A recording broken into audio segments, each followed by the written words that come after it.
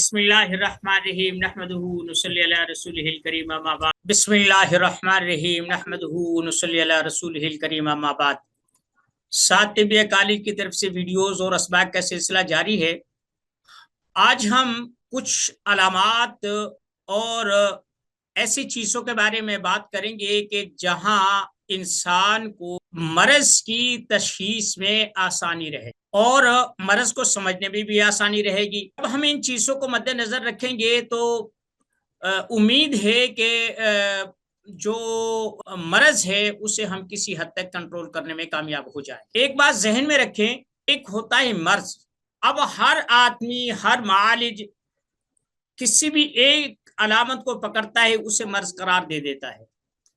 किसी भी एक चीज को देखता है, उसे कहता है इसे फलां चीज है।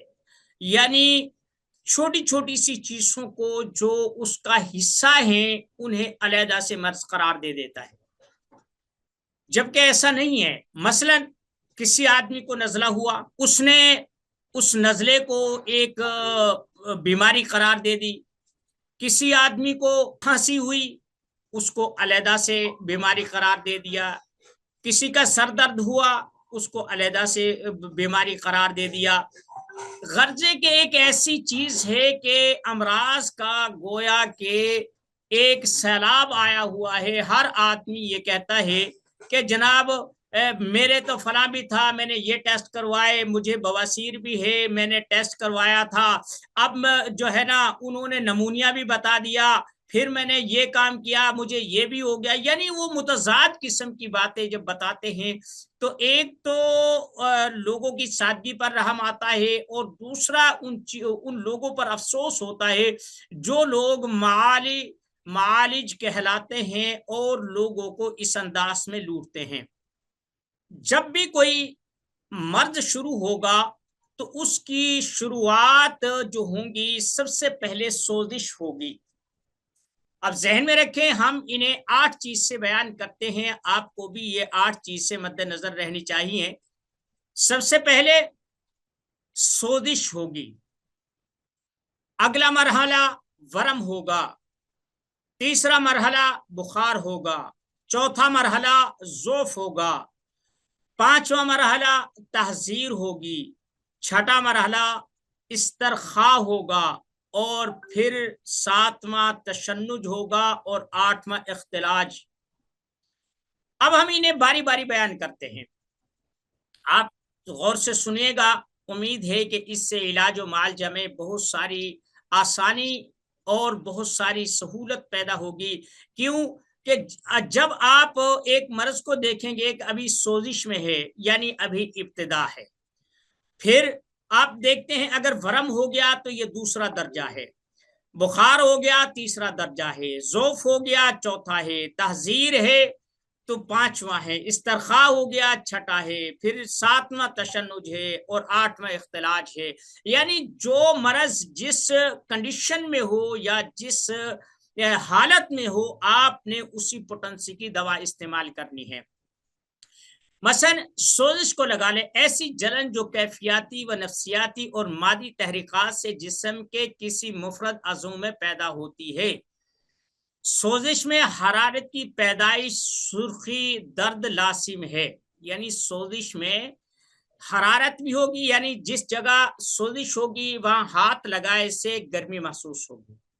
फिर उसमें हल्का सा खून का उभार भी होगा, सुर्खी भी होगी और दर्द भी होगा। यूं लगा ले कि अगर किसी को कोई चोट लग जाती है, कोई चीज हथौड़ी वगैरह से आप कोई चीज ठोक रहे हैं, उंगली को लग गई, तो अब उसमें गर्मी भी आएगी, उसमें सुर्खी भी आएगी, दर्द भी आदमी को बेचैन कर देगा। तो ये सोजिश है। फिर अगर कोई चीज बैरूनी नहीं है तो इस सोजिश के भी कई मंजिलें हैं, जैसे हवस है, कब्ज है, लज्जत है, बेचैनी है, खारिश है, जोश खून है। ये सब सोजिश की मद में आती हैं। और ये जो अलामात जाहिर होती हैं, ये कुव्वत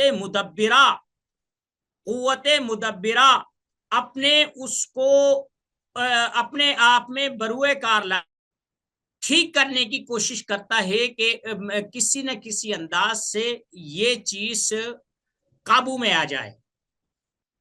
جب وہ قابو میں کرنے کی کوشش کرتا ہے تو پھر اس میں یہ چیز ہوتی ہے کہ پہلے مثلا اگر کہیں چوٹ لگی تو خون کو بھیجا جاتا ہے، پھر اگر کہیں سے زخم ہو گیا یا ڈیمیج ہو گئی جلد تو اس پہ پھر کچھ لہو آتا ہے، پھر کچ لہو آنا شروع ہو جاتا ہے، اور پھر اس میں لیسدار مواد بہنا شروع ہو جاتا ہے، پھر اس میں رات یعنی ریشہ پڑنا شروع ہو جاتا ہے، پھر وہ اور بھی گہری چیز ہوتی ہے۔ یہ یعنی قوت مدبرہ مختلف انداز میں جو طبیعت کو یا اس مرض کو، اس چوٹ کو یا اس علامت کو ٹھیک کرنے کے لیے جو تدابیر اختیار کرتی ہے، اس میں خون بھی آتا ہے، اس میں سیک بھی ہوتا ہے، اس میں بخار بھی ہوتا ہے، اس میں ٹیسٹ سے بھی چلتی ہیں۔ تو یہ تو ہو گئی سوزش، یہ سوزش آپ سمجھ گئے۔ تو اس سے ہم مثلا ایسا بھی ہوتا ہے، حبس ہے، قبض ہے، لذت ہے، بے چینی ہے، خارش ہے، جوش خون ہے، یہ سب سوزش کی صورت میں ہی آتی ہے۔ جب سوزش کسی وجہ سے قوت مدبرہ کے کنٹرول سے باہر ہو جائے تو وہ پھر وہاں ورم پیدا کر دیتی ہے۔ ورم جو ہے سوزش کے بعد پیدا ہوتی ہے، ایک دم ورم پیدا نہیں ہوتا، پہلے سوزش ہوگی، جب قوت مدبرہ کے ہاتھ سے گیم نکل جائے گی یا اس کے ہاتھ سے کنٹرول باہر ہو جائے گا تو اس کے بعد ورم پیدا ہوگا۔ ٹھیک ہے، یعنی ابتدائی جو سٹیج ہے وہ سوزش ہے۔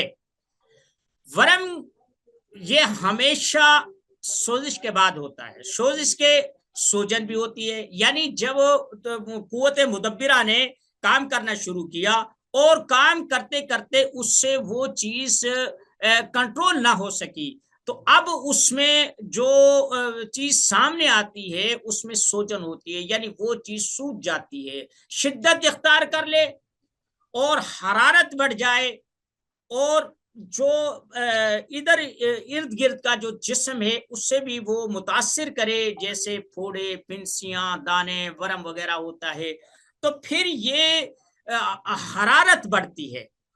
یعنی پہلے سوزش ہوئی، یوں سمجھے کہ ابتدائی علامت ہوئی، دوسرا ورم ہوا، ورم سے بھی جب آگے کام چڑھا تو پھر جسم کو اللہ نے جو قوت مدبرہ دی ہے اس پر آ کر وہ چیز ٹھہرتی ہے، تو وہاں حرارت پیدا ہوتی ہے۔ اگر تھوڑی جگہ پر ہو، قابل یعنی کنٹرول کے قابل ہو تو وہیں پر وہ حرارت ہوتی ہے۔ اگر اس سے بڑھ جائے، زخم زیادہ ہو، پھوڑا بڑا ہو یا علامت زیادہ گہری ہو تو پھر اس کے بعد اگلی تیسری سٹیج آتی ہے بخار کی۔ بخار ایسی غیر معمولی حرارت ہے جس کو حرارت غریبیہ یعنی بیرونی، غریب کہتے ہیں نا، غریب الدیار کہتے ہیں نا کہ بھئی میں تو مسافر آدمی ہوں، غریب الدیار ہوں، میرا یہاں کچھ نہیں ہے، میں تو باہر سے آیا ہوں۔ کہتے ہیں جو خون کے ذریعے قلب سے تمام بدن میں پھیل جاتی ہے، جس سے بدن کے اعضاء میں تحلیل، ان کے افعال میں نقص واقع ہوتا ہے، غصہ، تھکان کی معمولی گرمی، بیمار کی حد سے باہر ہو جاتی ہے، کوئی غیر تبدیلی بدن انسان میں لاحق ہوتی ہے، جس سے عربی میں ہما، فارسی میں طب کہتے ہیں۔ مثلا بخار ہوا نے، اب بخار کی یہ خاصیت ہے کہ یہ جسم کی حرارت کو تو بڑھا دے گا لیکن جسم کے اعضاء کو اور جسمانی حیت کو یہ نہیں چھیڑے گا، وہیں پر وہ رک جائے گا۔ بخار کی وجہ سے چہرہ تو تما سکتا ہے، چہرے پر سرخی آ سکتی ہے، لیکن کسی عضو کو توڑے گا مروڑے گا نہیں، اس کے حیت کو نہیں بدلے گا۔ تو یہ پہلے سوزش، پھر ورم اور تیسرا بخار، 3 علامات ہو گئی۔ اب اگلی جو وہ ہوتی ہے وہ ہے ضعف۔ جب آدمی کے اعضاء میں مسلسل بخار ہو تو ضعف آ جاتا ہے۔ اب میں آپ کو ایک بات سمجھانا چاہتا ہوں کہ دیکھیں، ایک کوئی مثلا یہ موبائل ہی لگا لے، اب اس کو ہم گرم کرتے ہیں، اب اس کی ایک جو ہے نا ہارڈنس ہے، اس میں سختی ہے اور اس میں ایک طاقت ہے، لیکن اسے جب ہم سیک دیں گے ایک حد تک، جب یہ سیک برداشت کر سکتا ہے، جب یہ برداشت سے باہر ہو جائے گی تو پھر یہ نرم آنا شروع ہو جائے گا، مزید اسے اور زیادہ سیک دیں گے تو اور آخر میں آ کے یہ جو پارٹس ہیں جو جلنے والے ہیں وہ جل جائیں گے، جو باقی ہارڈ ہے، جو میٹل ہے، یہ پگھل کر پانی بن جائے گا۔ اب آپ سمجھے کہ ضعف کیا ہے، کہ یہ اس کی اصلی حالت ہے، اور ضعف یہ ہے کہ اسے گرمی پہنچا کر اس کی جو سختی ہے وہ نرمی میں تبدیل ہو جائے، اسے ضعف کہتے ہیں۔ مثلا میرے ہاتھ میں قوت قبض ہے، میں کسی بھی چیز کو گرفت میں لے سکتا ہوں، لیکن بخار کی وجہ سے اتنا اضمحلال ہو جائے، اتنی کمزوری ہو جائے کہ میرے یہ اعضاء اس کے کنٹرول کو چھوڑ دیں اور اس میں ڈھیلا پن پیدا ہو جائے، اسے یہ بخار کے بعد کی حالت ہے جسے ضعف کہا جاتا ہے۔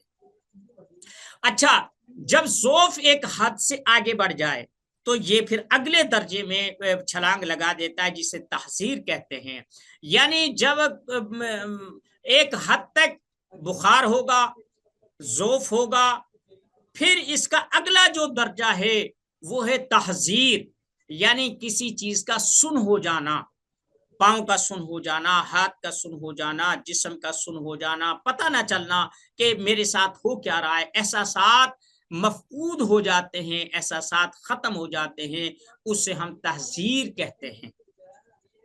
بے ہوشی کہہ سکتے ہیں، جیسے میڈیکل میں انجیکشن لگایا جاتا ہے تو اس جگہ پر تحذیر پیدا ہو جاتی ہے، یعنی اعصاب کام کرنا چھوڑ جاتے ہیں، اور تحذیر عمومی طور پر یہ عضلات میں ہوتی ہے۔ اب اس کے بعد کیا ہوگا کہ جب سوزش ہوئی، بخار کی حد تک، پھر تحذیر ہوئی، بخار ہوا، تحذیر ہوئی، ضعف ہوا، اب قوت مدبرہ اپنے انداز سے اس آگ کو جو بھڑک رہی ہے بخار کی صورت میں، اب اس پر وہ پانی پھینکتی ہے، اس پر بلغموں کی بجھاڑ کر دیتی ہے اور اسے بجھانے کی کوشش کرتی ہے۔ یہ اگلا مرحلہ ہوتا ہے جس کو ہم تسکین کہتے ہیں، جسے ہم تسکین کہتے ہیں۔ ایک چیز ملاحظہ کی ہوگی کہ اگر کوئی چیز گرم ہے، گرم پر پانی ڈال دے تو وہ ٹیڑھی ہو جاتی ہے، وہ ٹیڑھی ہو جاتی ہے۔ یہی چیز آگے چل کر ہماری یہ چیز ہے کہ جب اس میں استرخاء کے بعد جب کسی عضو پر، یعنی تسکین کی جو صورت ہے، یعنی جو تحذیر ہوتی ہے، اس پر جب بلغم کا چھڑکاؤ ہوتا ہے تو استرخاء پیدا ہوتا ہے، یعنی عضو ٹیڑھا ہو جاتا ہے۔ یعنی آپ نے دیکھا ہوگا بہت سارے لوگوں کا بخار ڈاکٹر لوگ خواہ بھی توڑ دیتے ہیں، جب وہ توڑ دیتے ہیں تو کوئی نہ کوئی عضو مارا جاتا ہے، تو ہم کہتے ہیں اس کا بازو اس لیے مارا گیا تھا کہ بخار میں یہ نہا لیا تھا، اس کا بخار ٹوٹ گیا تھا۔ کوئی ہاتھ سے رہ جاتا ہے، کوئی پاؤں سے معذور ہو جاتا ہے، کوئی مختلف قسم کی وہ ہو جاتی ہیں۔ یہ بنیادی طور پر علاج کی غلطی، معالج کی غلط تشخیص کا نتیجہ ہوتا ہے۔ اس کے بعد یہ جب یہ چیز ہو جاتی ہے، استرخاء میں ڈھیلا پن ہو جاتا ہے، لقوہ ہوتا ہے، فالج ہوتا ہے، اور یہ تحلیل تینوں مفرد اعضاء میں استرخاء کے صرف عصبی مرض نہیں ہے بلکہ یہ تینوں میں ہو سکتی ہے۔ تو یہ عضلات، غدد اور اعصاب تینوں میں ہو سکتا ہے، لقوہ بھی، استرخاء بھی اور فالج بھی، یہ تینوں میں ہو سکتا ہے۔ اب جب فالج ہو گیا، اس کے اگلی جو سٹیج ہوتی ہے وہ ہوتی ہے تشنج کی۔ تشنج کسی بھی چیز کو سکیڑنا سردی کی وجہ سے۔ اب دیکھیں، جب اعصاب کی وجہ سے ایک چیز پر، یعنی اعصاب نے رطوبات کی بارش کی، جو چیز گرم تھی وہ ٹیڑھی ہو گئی، بے حس ہو گئی، لقوہ ہو گیا، فالج ہو گیا، یا کوئی عضو مارا گیا۔ بات سمجھ گئے یہاں تک؟ اس کے بعد پھر کیا ہوتا ہے، پھر تشنج ہوتا ہے، یعنی کھچاؤ پیدا ہو جاتا ہے. یعنی اب دیکھیں یہ میرا ہاتھ ہے، اللہ نے تندرست پیدا کیا ہے، اس کو ایک حد تک گرم کریں اور گرم گرم پر آپ ٹھنڈا پانی ڈال دیں تو یہ اپنی اصلی حالت میں نہیں رہے گا. کسی میٹل پر آپ جو ہے نا تجربہ کر لیں تو یہ ٹیڑھا ہو جائے گا، یعنی اس صورت میں نہیں رہے گا، سخت ہو جائے گا، سخت ہو جائے گا. جب لوہار یا کوئی بھی کاریگر لوہے کو سخت کرتا ہے، لوہے کو فولاد میں تبدیل کرتا ہے، وہ بار بار بھٹی میں دیتا ہے، پھر ٹھنڈے پانی میں بجھاتا ہے، پھر دیتا ہے، پھر اس سے اس میں ہارڈنس آ جاتی ہے، سختی آ جاتی ہے. کچھ بات سمجھے میری؟ جب یہ چیز ہو جاتی ہے، سردی بڑھ جاتی ہے، خشکی بڑھ جاتی ہے، سوزش میں شدت وغیرہ وغیرہ یہ ساری چیزیں ہو جاتی ہیں، تو پھر اختلاج، یعنی کبھی ایسا بھی ہوتا ہے اختلاج جو ہے کسی چیز کا پھڑکنا. یعنی کچھ لوگ کہتے ہیں کہ میری آنکھ پھڑک رہی ہے، کوئی کہتے ہیں میری رگیں پھڑک رہی، کوئی کہتا ہے میرا چہرہ پھڑک رہا ہے. اس کو اختلاج کہہ سکتے ہیں، کسی عضو کا پھڑکنا. یعنی کسی مواد یا ریاح یا سوزش سے اس عضو کے فعل میں تیزی آ جاتی ہے. بعض دفعہ معمولی اعضاء پھڑکنے سے بڑی بڑی بیماریاں ہو جاتی ہیں. جب یہ ساری چیز ہو جاتی ہے تو ایک سٹیج ایسا بھی آتا ہے کہ اس میں ناسک اعضاء سے، جیسے الٹی کے ذریعے سے، ناک کے ذریعے سے، کان کے ذریعے سے اختلاج کے بعد خون آنا شروع ہو جاتا ہے. یہ مثلا پیشاب کے راہ بھی آ سکتا ہے، ناک کے راہ بھی آ سکتا ہے، الٹی کے ذریعے آ سکتا ہے، وغیرہ وغیرہ، یہ ساری چیزیں ہوتی ہیں. پھر آپ یہ دیکھیں کہ جب آدمی زیادہ ضعیف ہو جاتا ہے، خون کو روکنے کے لیے قوت مدبرہ رطوبتیں بھیجتی ہے. جو رطوبتیں جو ہوتی ہیں وہ خون کو روکتی ہیں. یا تو جسم سے خون آئے گا اور یا رطوبتیں آئیں گی، دونوں اکٹھے نہیں آ سکتے. جب رطوبتوں کا زور ہوگا تو خون بند ہو جائے گا، اور جب خون آئے گا تو رطوبتیں بند ہو جائیں گی. تو جب یہ خون آتا ہے، اگر خون ایسے ہی جاری رہا تو انسان کی ہلاکت لازمی ہو جاتی ہے. تو پھر طبیعت مدبرہ اس کو رطوبتیں گرانے میں اور ان کا اخراج کرنے میں یہ ہوتی ہے.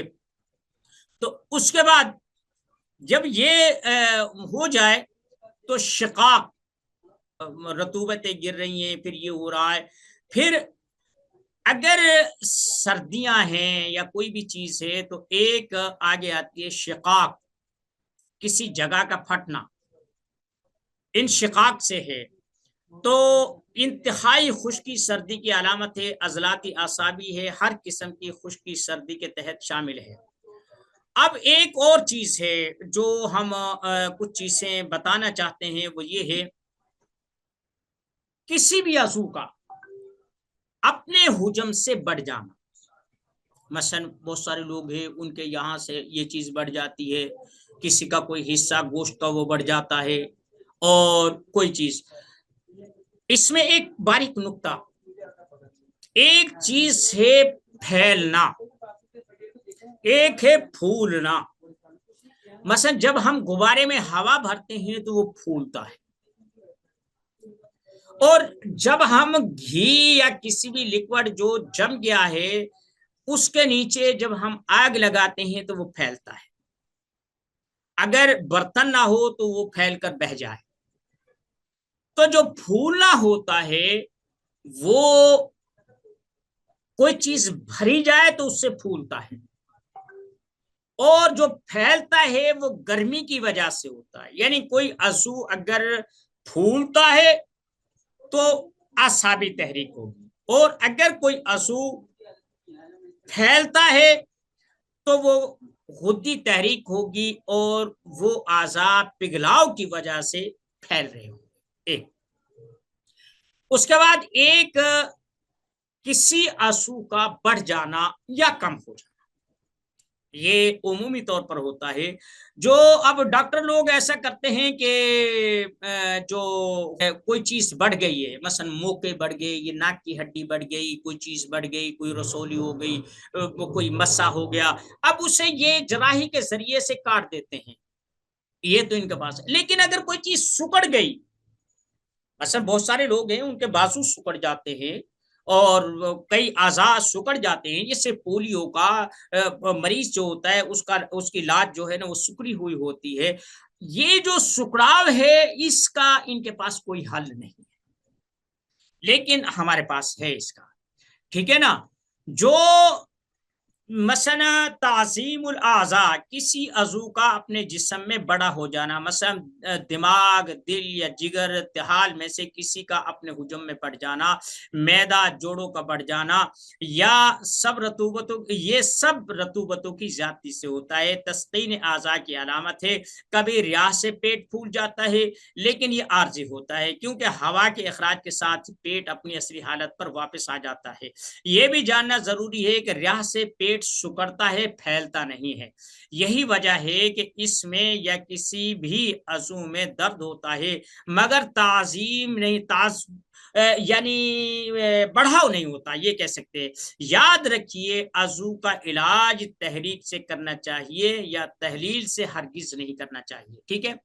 اب آ گیا تصغیر الاعضاء، یہ بڑھے ہوئے اعضاء کی مخالف صورت ہے، اپنے حجم سے کم یا چھوٹا ہو جانا۔ یہ ریاح کی پیدائش یا سوزش کا نتیجہ ہوتا ہے۔ اب میں نے آپ کو جو چیز بتائی ہے وہ دیکھیں کہ کوئی بھی جو چیز ہے نا، جب اس سے رطوبت سلب کر لی جائے، ہوا بھر دی جائے لیکن اس کی رطوبتیں کھینچ لی جائیں، کپڑا ہے آپ اسے بھگو دیں، جب اسے آپ نچوڑیں گے تو اس کا حجم کم ہو جائے گا، لیکن اس میں جو بل لگا ہے نا، جو وٹ چڑھا ہے، یہ کافی مشکل کام ہے، اس میں طاقت لگتی ہے۔ یہی چیز ہے کہ جب پیٹ میں کوئی گیس ہوتا ہے اور کوئی تبخیر کی صورت ہوتی ہے تو پیٹ میں درد ہوتا ہے، کیونکہ اس میں سکیڑ ہوتا ہے۔ اور بہت سارے لوگ ایسے ان کے پیٹ بڑے ہیں لیکن انہیں تکلیف نہیں ہوتی، لیکن ویسے بھاری بھاری ہے، ان میں رطوبتیں یا چربی زیادہ ہوتی ہے۔ یہ آپ بات سمجھ گئے، یعنی جو عضو بڑھے گا اس میں کوئی چیز فالتو آ گئی ہے، اور جو گھٹے گا اس سے کوئی چیز کم ہو گئی ہے۔ یہ علامات آپ نے آج پڑھ لی۔ اس کے بعد سدہ پیدا ہونا، یعنی جو پیٹ میں، آنت میں یا کسی بھی جگہ سدہ پڑے تو وہ خشکی سردی کی علامت ہے، جس کی عضلاتی اعصابی تحریک ہوتی ہے۔ خشکی سردی مواد کو سدہ میں تبدیل کر دیتی ہے۔ اور اسی طریقے سے استسقاء، یعنی جسم کے کسی خلا میں، جیسے دماغ ہے، جگر ہے اور ریڑھ کی ہڈی ہے، ان میں پانی پیدا ہو جانا۔ تو یہ خلاؤں میں، جیسے خواتین کے رحم میں پانی کی تھیلیاں ہو جاتی ہے، مردوں کے خصیوں میں پانی کی تھیلیاں بھر جاتی ہیں، بہت سارے لوگ کہتے ہیں گردوں میں پانی کی تھیلیاں ہیں، وغیرہ وغیرہ۔ تو یہ بنیادی طور پر سفرا ہوتا ہے، یہ بنیادی طور پر سفرا ہوتا ہے۔ اور یہی چیز جو ہے نا انسان کو تکلیف دیتی ہے۔ مثلا استسقاء کی 3 صورتیں ہیں، زکی ہے، تبلی ہے اور وغیرہ لحمی ہے۔ آج کی جو میں نے باتیں بتائی ہیں کہ سب سے پہلے جب مرض پیدا ہوگا تو سوزش آئے گی، سوزش آئے گی۔ اس کے بعد دوسرا جو مرحلہ ہوگا وہ میں نے بتایا ورم ہوگا، اور تیسرا مرحلہ بخار ہوگا۔ بخار کے بعد ذوف ہوگا، یعنی جب بخار آ جاتا ہے تو آدمی نڈھال ہو جاتا ہے، کمزور ہو جاتا ہے، پھر تہذیب، پھر استرخاء، اور پھر تشنج، اور پھر اختلاج۔ میں نے ان تمام کی صورتیں بتا دی ہیں۔ انشاءاللہ کسی دن موڈ ہوا اور آپ لوگوں نے مجھے یاد دلایا تو پھر میں سوزش، ورم، بخار، ذوف، تحذیر، استرخاء، تشنج اور اختلاج، ان کی پھر میں پوٹنسیاں بتاؤں گا، دواؤں کی ترتیب بتاؤں گا کہ پہلی میں آپ کیا دیں، پھر اگر دوسرا درجہ ہے تو اس میں کون سی چیز شامل کریں، تیسرا ہے تو کون سی چیز شامل کریں، چوتھا ہے تو اس میں کیا کریں، پانچواں ہے مثلا ایسے ہی جیسے یہ 7 8 ہے، ایسے ہی ہمارے ہیں ملین ہے، ملین مسل ہے، اس کے بعد ملین ہے، پھر شدید ہے، پھر تریاق تک اکسیر تک جاتے ہیں۔ تو یہ پھر آدمی کو پتہ ہونا چاہیے کہ آپ کس چیز کو کس مرض میں استعمال کریں تاکہ نتائج بہتر آ جائے۔ مثلا پہلے میں اگر آپ ہیوی قسم کی دوا دیں گے تو مرض بگڑ جائے گا، اسی طریقے سے اگر آخری درجے میں ہیں اور آپ پہلی دوا دیں گے تو مرض کو کوئی فرق نہیں پڑے گا۔